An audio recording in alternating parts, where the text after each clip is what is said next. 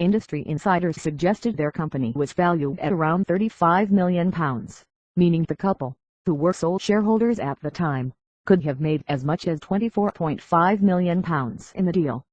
They still hold a 13.59% stake each. Richard, 51, an ex-journalist educated at prestigious Wellington College in Berkshire, is a friend of former Labour leader Ed Miliband.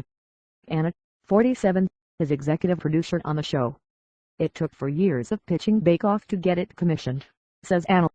Richard and I knew there was something brilliant about it.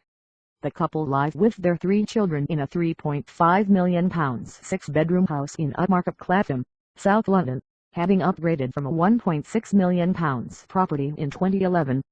Mary, Queen of Cake's Bake Off has catapulted Mary Berry from being just another TV chef to global stardom.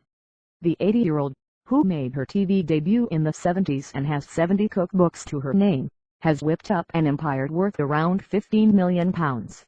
She is believed to earn £500,000 for appearing in the latest series, up from £300,000 previously, taking her total earnings from the show to around £1.7 million. With her popularity at a peak, offers for further TV work, such as Mary Berry Cooks on BBC Two, have come flooding in. The 10 books she penned since the series first began have sold 1.2 million copies worth £12.5 million according to book sales analyst Nielsen, of which Mary will have made at least £1.9 million. The standard author's royalty is 15% of total sales. There's also a personalized baking range at Lakeland, John Lewis and Sainsbury's, with sales exceeding £1 million, as well as sell-out cookery demonstrations at trade fairs.